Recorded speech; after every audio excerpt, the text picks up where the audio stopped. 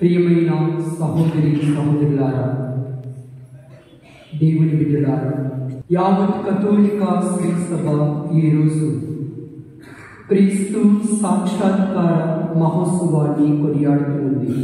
క్రీస్తు సాక్షాత్కారాన్ని ఆంగ్లంలో ఎపిఫనీ అని పిలుస్తారు. ఇది గ్రీకు భాషలో ఎపిఫానియా అనే పదము నుండి గ్రహించబడినది. ఈ పదానికి అర్థం ఏమిటంటే ప్రదర్శించటం, ఎరుకపరుచుకోవటం, తెలియపరుచుకోవటం, కనపరుచుకోవటం, బహిరంగమనుచుకోవటం అని దీనికి అర్థము ప్రియబిడ్డలారా.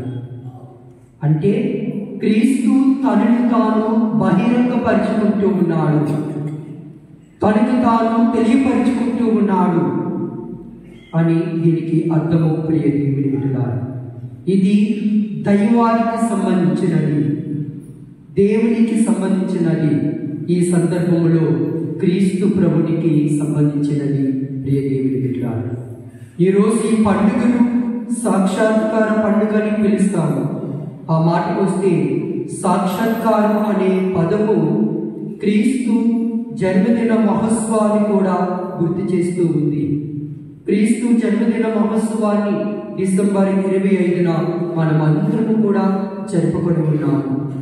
ఆ రోజు క్రీస్తు ద్వారా దేవుడు తనను తాను ఆవిష్కరించుకున్నాడు, సాక్షాత్కరించుకున్నాడు.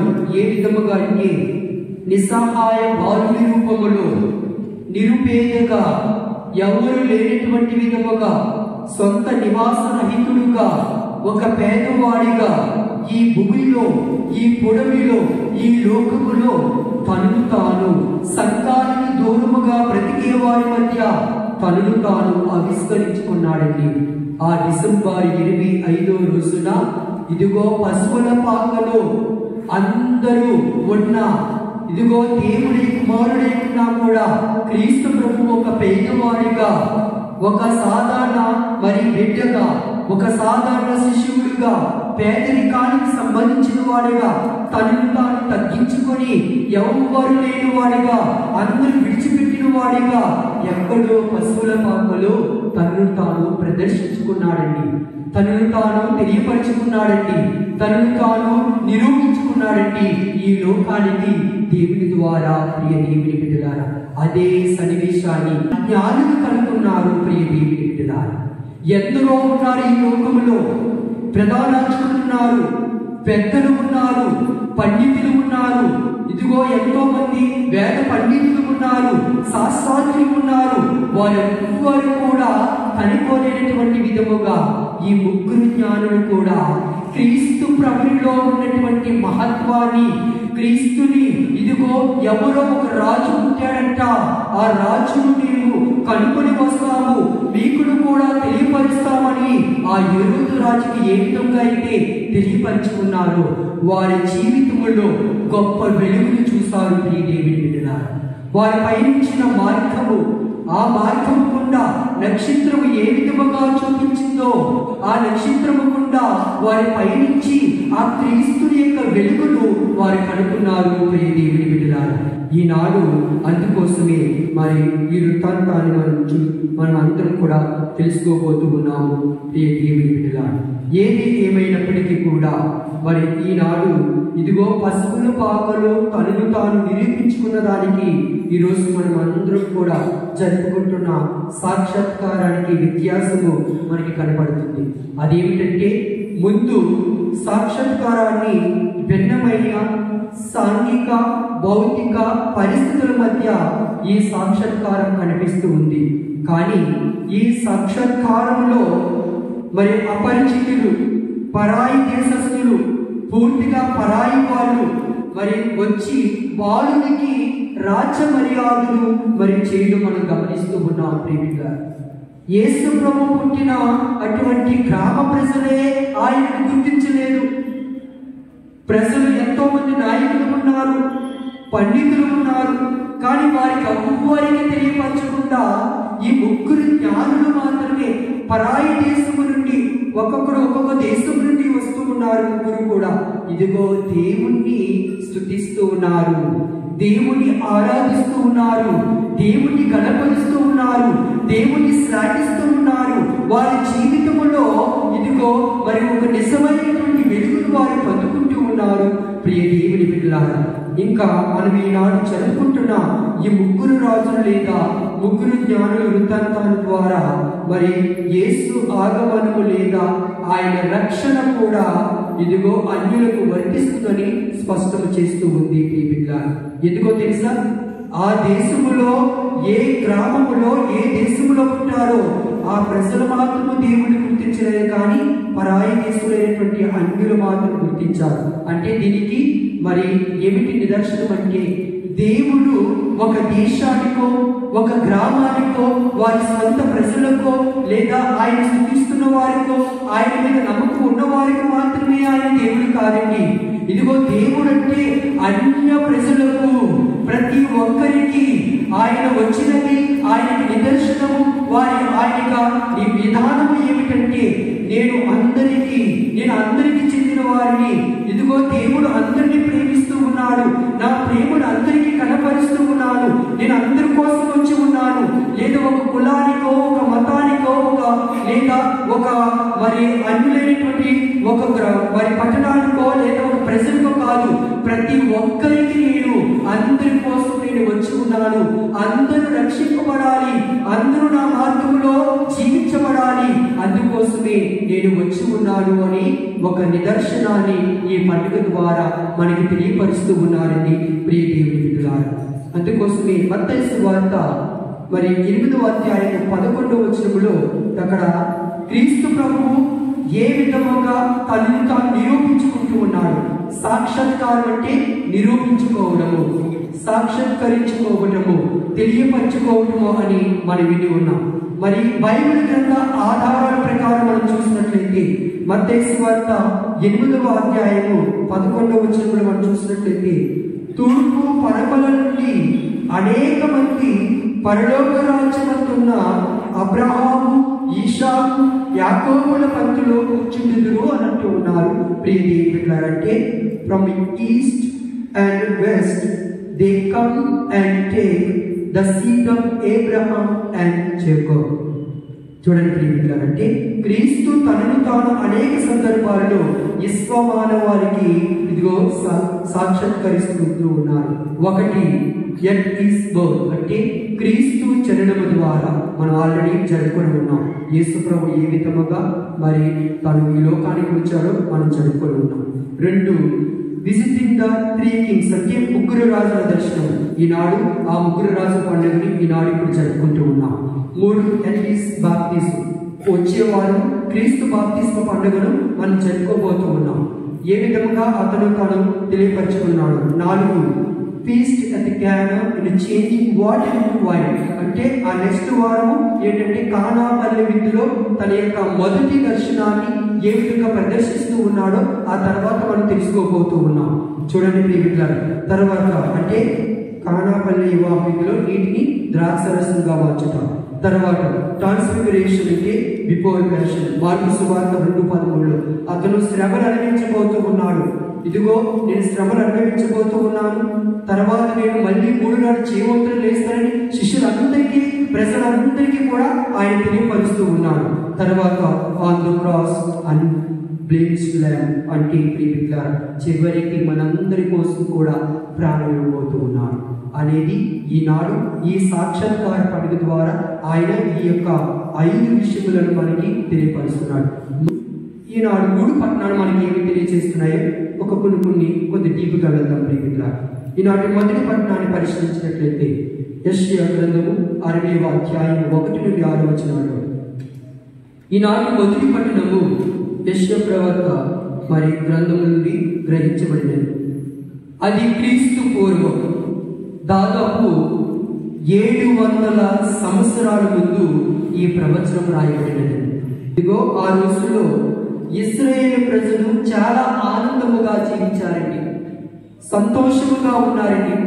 వారి ఆనందానికి కారణం ఏమిటంటే అప్పటి వరకు వారు బాబిలోనియాల దేశములో ఒక బానిసలుగా అష్ట కష్టాలు దాస సంఖ్యలో బ్రతుకుపోతూ ఉన్నారు. ఎన్నో అనుభవించారు. ఎన్నో కష్టాలు పడ్డారు, ఎన్నో బాధలు, వికట్లు, శోధనలు వారు అనుభవించుకున్నారు. తినడానికి తిండి లేక ఒక బానిసత్వంలో బ్రతుకుతూ వారు ఎప్పుడు కూడా వారికి ఉన్నటువంటి కుటుంబ బరువే కాకుండా వారి జీవితంలో ఎదురవుతున్నటువంటి కాడిని కూడా మరి వారు బానిసత్వం కింద మోసినటువంటి క్షణాలు ఎన్నో ఉన్నాయి ప్రియమిత్రులారా. ఒక ప్రక్క శాంతి లేదు, సమాధానం లేదు, ఐక్యత లేదు, మరి ఏమీ లేదు ప్రియ దేవుని బిడ్డలారా.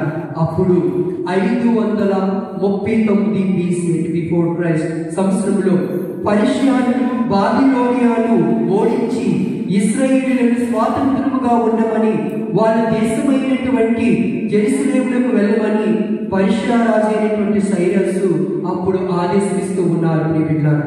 అప్పుడు వారందరూ కూడా స్వేచ్ఛను పొంది జెరూసలేములకు చేరుకుంటారు. అప్పటి సందర్భంలో రాసినటువంటి ప్రవచనమే ఈనాటి మొదటి పట్టణం ప్రియ బిడ్డలారా. ఈ ప్రవచనం ఈనాడు మొదటి పట్టణం ద్వారా వాగ్దానం చేయబడినటువంటి ఏంటి, ఏమని తెలియజేస్తున్నాడు? మెస్సియా త్వరలో వస్తాడని, ప్రజల మధ్య మరి వెలుస్తాడని, ఆయన వెలుగు మహిమ అందరూ చూస్తారని, ఎన్నిక జాతి అయిన ఇశ్రాయేలు ప్రపంచానికి వెలుగుగా ఉంటారని, మిగతా జాతులు ఆ వెలుగు వైపు ఆకర్షింపబడతారని, ఒంటెలు సమూహము ఆర్థిక సంపద దండిగా మెండిగా ఇశ్రాయేలు వైపుకు చేరుతాదని ఈ ప్రవచనాన్ని ఇశ్రాయేలు ప్రజలకు చెబుతూ ఓరటనిచ్చాయి ప్రియమిత్రులారా.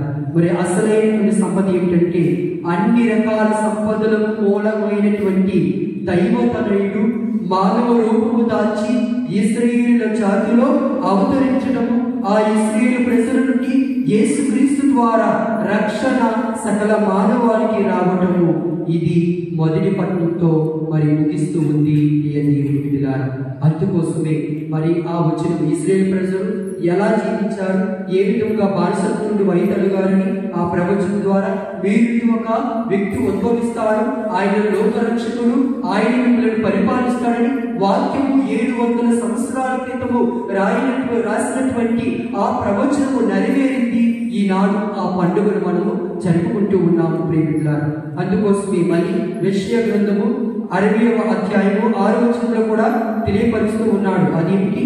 ఒంటెల సమూహము నీ చెంతకు వచ్చెను, మిథ్యాను ఏ పాల నుండి లొట్టి పిట్టలు నీ వద్దకు వచ్చెను అని, అవి షేబా నుండి బంగారమును సాంబ్రాణిని కొనుగొచ్చెను. ప్రజలు ఇదిగో ప్రభువుని స్తుతులను పాడుతురు అని తెలియపరుస్తూ ఉన్నారు. ఏ విధంగా వాక్యం సెలవించిందో ప్రియ దేవుని బిడ్డలారా, అదే విధముగా ఇదిగో ఉద్భవించారు, ఎందరో వచ్చారు, ఆయనను ఆరాధించారు, ఆ ప్రభుని కనుక్కున్నారు, దేవుని యొక్క దీవెనలు పొందుకున్నారు ప్రియ దేవుని బిడ్డలారా. ఈ ప్రవచనములో తూర్పు నుండి వచ్చిన ఆ 3 జ్ఞానులు ఆ తారను చూచి మెస్సియాను ఆరాధింపవచ్చి సమర్పించిన కానుకలు ఈనాడు మనకి గుర్తుకు చేస్తూ ఉంది ప్రియ దేవుని బిడ్డలారా. అందుకోసమే ఈనాడు సువిశేష పట్టణం కూడా మనకి చక్కటి మరి సందేశాన్ని మనకి ఇస్తూ ఉంది. ఈనాడు సువార్త పట్టణంలో ఆకాశంలో వెంట వెలిసిన తార దారి చూపక తూర్పు నుండి 3 జ్ఞానులు బెత్లెహేములకు వచ్చి ఇదిగో బాలియేసుని ఆరాధించిన వృత్తాంతాన్ని మనకి వర్ణిస్తుంది ప్రియ దేవుని బిడ్డలారా. ఆ ప్రకాశవంతమైన తారను వారు అనుసరించారు. ఆ తార వెలుగు వారు నమ్మకానికి, విశ్వాసానికి, ఆనందానికి, శాంతికి, వెలుగుకు, క్రీస్తు ప్రభువును చేరడానికి ఒక సాంకేతికమైంది, ఒక నిదర్శనమైంది, ఒక దారి అయింది. వారి జీవితాలను మార్చే విధముగా చేసింది. వారి విశ్వాసానికి ఒక నిగూఢమైనటువంటి సత్యముగా నిలిచింది ప్రియ దేవుని బిడ్డలారా. మరి ఆ పరిపూర్ణ జ్యోతి క్రీస్తు వద్దకు ఆ తార వారందరి జీవితాలకు ఒక మార్పును చూపించింది ఈనాడు ప్రియ దేవుని బిడ్డలారా.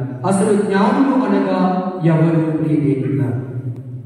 అసలు జ్ఞానులు అనగా ఎవరు? మొదటిగా ఈ 3 జ్ఞానులు పండుగల మహోత్సవం ద్వారా మనము జ్ఞానులు అంటే ఎవరు అని లోతుగా ఒకసారి గ్రహించుదాం. జ్ఞానులు అనగా దేవుని ఆత్మానుసారముగా జీవించేవారు. దేవుడు ఆత్మానుసారముగా జీవించేవారే జ్ఞానులు. దేవుడితో బంధమును ఏర్పరచుకొని జీవించేవారు జ్ఞానులు. దేవుని యొక్క దివ్య దృష్టిని కలిగి ఉండేవారే జ్ఞానులు. ఈ 3 విషయాలు మన జీవితాలలో మర్చిపోకూడదు ప్రియమిత్రులారా.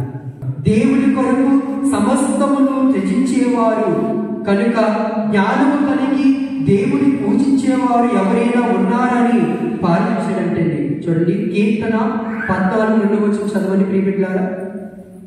కీర్తన 14:2.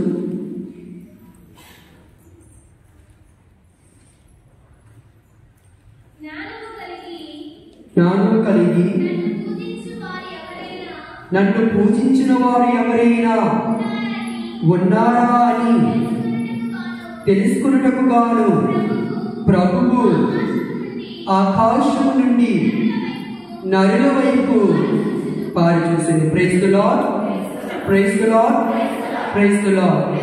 చూడండి ప్రియ దేవుని బిడ్డలారా, నేను చెప్తున్నటువంటి వాక్యం కాదు, ద సామిస్ట్ సెన్స్ అంటే కీర్తనకారుడు ద్వారా మనకి తెలియపరుస్తూ ఉన్నారు.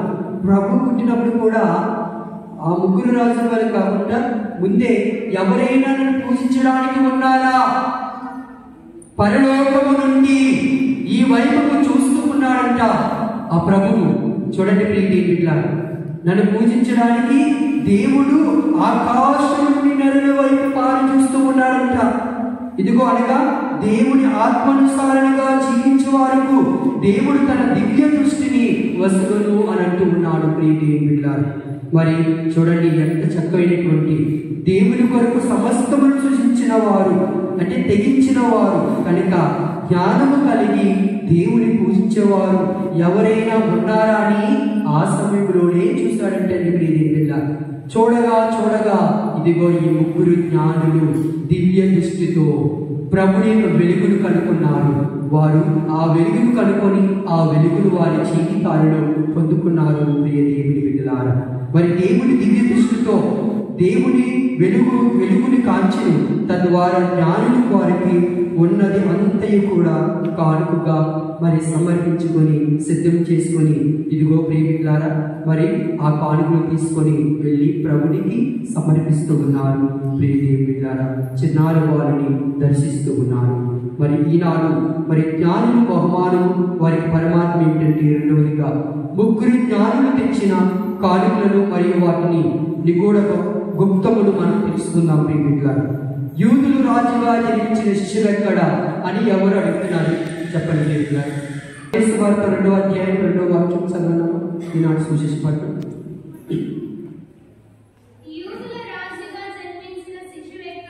యూదుల రాజుగా జన్మించిన శిశువు ఎక్కడ? ఆయన నక్షత్రమును తూర్పున చూచి మేము ఆరాధింపవచ్చితిమి అని చూడండి ప్రియమిత్రులారా. ఎవరు ఆ 3 రాజులు? ఎవరెవరితో అంటున్నారు? ఏడు రాజుతో అంటున్నారు. Praise the Lord, praise the Lord. చూడండి ప్రియమిత్రులారా, క్లుప్తంగా ముగిస్తాను. చూడండి, 3 ఏరోదు చెంతకు వచ్చినప్పుడు అడుగుతూ ఉన్నారు. ప్రధాన యాజకులతో ఉన్నారు, ధర్మశాస్త్ర బోధకులు ఉన్నారు. ఈ 3 వచ్చినప్పుడు వారందరితో సంబంధించిన ప్రకారం అప్పుడు ఇదిగో బెత్లెహేము అని వారికి తెలియజేస్తున్నారు. వారు చెప్పిన మాటల అనుసారం వెళ్ళి నక్షత్రం చూపిన మరి బాటను అనుసరించి ఆ దివ్య బాటను కనుగొని ఆ 3 జ్ఞానులు బాలయేసుని దర్శించి ఆరాధించి కానుకలు సమర్పించుకున్నారు. అంతే కాకుండా పాపపు బంధనాలతో మరణమ సంఖ్యలతో బ్రతికిపోతున్నటువంటి సకల మానవాళిని రక్షింప ఒక లోక రక్షకుడు అవతరించవలసి ఉన్నది. అందుకే యేసుగా లోక రక్షకుడు అవతరించాడు, ఈ లోకానికి వచ్చాడు, మమ్మల్ని రక్షించాడు. ఇదిగో ఆయన నామము పేరిట ఇదిగో మనమందరం కూడా రక్షింపబడాలి అన్న నిధానమే ఈనాడు ఆ 3 రాజులు కూడా బంగారు సాంబ్రాణి పరిమళ ద్రవ్యాలు సమర్పించారు. అయితే మీకు అందరికీ కొన్ని ప్రశ్నలు ప్రియమిత్రులారా. మరి ఈ 3 జ్ఞానులు తెచ్చిన కానుకలను అందులో ఇమిడి ఉన్నటువంటి భావాలను తెలుసుకుందాం. 3 జ్ఞానులు ఏమేమి తీసుకొచ్చా చెప్పండి ప్రియమిత్రులారా. సూపర్. ఓకే, బంగారం. బంగారం దేనికి సాంకేతికం? బంగారము రాజుకు సాంకేతికం. ప్రియ దేవుని బిడ్డలారా, చూడండి, మొదటి రాజుగారు ఏం పేరు? గట్టి చెప్పండి. మెల్కీయేలు ఏమి సమర్పించారు? బంగారం. ఓకేనా? బంగారం సమర్పించారు. సో ఆ ముగ్గురు. మెల్కీయేలు ఏ దేశం నుండి వచ్చాడు? ఇరాక్ దేశం నుండి వచ్చాడు. ఒకరికి కానుకలు సమర్పించాడు. ఏ కానుకలు సమర్పించాడు? బంగారం. ఎవరు మర్చిపోకండి దేవుడిగా. సో తర్వాత ముగ్గురు జ్ఞానులు తమకంటే గొప్ప రాజుగా, అంటే రాజులకు రాజుగా బాలియేసు అని, ఇదిగో రాజు సాంకేతికానికి ఏంటి? బంగారం. రాజుకు సాంకేతికం. సో రాజుకి బంగారం సమర్పించారు. 2 సాంబ్రాణి. మనం చూసాన్ని సమర్పించడం ద్వారా బాలియేసుని వారి గురువుగా, ఒక యాజకుడుగా, దైవత్వముగా గుర్తించాడంటండి. ఆషామాషి కాదు. ఏది మనం అంటే ఒక గురువుగా, రాజుగా, యాజకుడుగా, దైవత్వముగా వారు గుర్తించారంటండి ప్రియ దేవుని బిడ్డలారా. అందుకోసమే సాంబ్రాణి సమర్పించినటువంటి ఇదిగో రాజు ఎవరండి? చెప్పారు. కాస్పర్. ఓకే, కాస్పర్ ఎక్కడి నుండి వస్తారు? అరేబియా దేశం నుండి వస్తూ ఉన్నాడు ప్రియ బిడ్డలారా. అరేబియా దేశం నుండి వస్తున్నాడు. ఆ దేశమైనటువంటి అరేబియా దేశం నుండి ఇదిగో మరి ఒక ముగ్గురు రాజులకు కాస్పారు అనే ఈ యొక్క రాజు అరేబియా దేశం నుండి వస్తూ ఉన్నాడు. సాంబ్రాణిని సమర్పిస్తూ ఉన్నాడు. ఆయన ఒక యాజకుడని, దైవానికి సంబంధించిన వాడని, ఒక గురువు అని, ఒక నిగూఢమైనటువంటి సత్యాన్ని మనకు అందరికి తెలియపరుస్తున్నాడు. 3 పరిమళ ద్రవ్యం. పరిమళ ద్రవ్యం సమర్పించినటువంటి రాజు ఎవరు? ద్రవ్యాన్ని సమర్పించడం ద్వారా వారి రాజు గురువుడైన బాలియేసుని మానవ రక్షణార్థమై మరణిస్తారని వారు గుర్తించారు. ఈ పరిమళ ద్రవ్యం సమర్పించిన రాజు బల్తజర్ పర్షియా దేశం నుండి వస్తూ ఉన్నాడు. పర్షియా దేశం నుండి వచ్చి ఉన్నారు. ఈ 3 వస్తువులు సమర్పించడంలో బాలియేసును రాజుగా, దేవుడిగా, మానవ రక్షకుడిగా గుర్తించారు ప్రియ దేవుని బిడ్డలారా. అందుకోసమే ఈనాడు ఈ పనుల ద్వారా మనం నేర్చుకోవాల్సినటువంటి సారాంశం ఏంటి? ఇంకా ఈ ముగ్గురు రాజులు జ్ఞానుల నక్షత్రములు వెంబడించారు. ప్రభుని యొక్క ప్రయాణమందు ఆ ప్రయాణం చేయనప్పుడు ఎన్నో అవరోధాలు ఎదుర్కొన్నారు. వారి నిరుత్సాహపరిచి ఉంటాయి.